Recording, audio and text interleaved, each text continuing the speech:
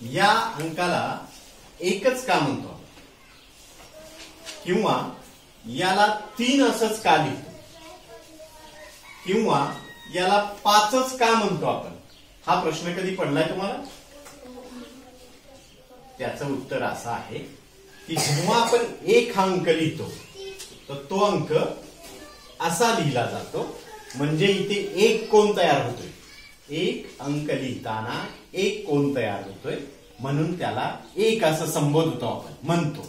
जेव्हा आपल्याला 2 लिहायचे तेव्हा इथे एक आणि इथे एक असे 2 कोन तयार होतात, म्हणून 2 याला या अंकाला आपण 2 म्हणतो.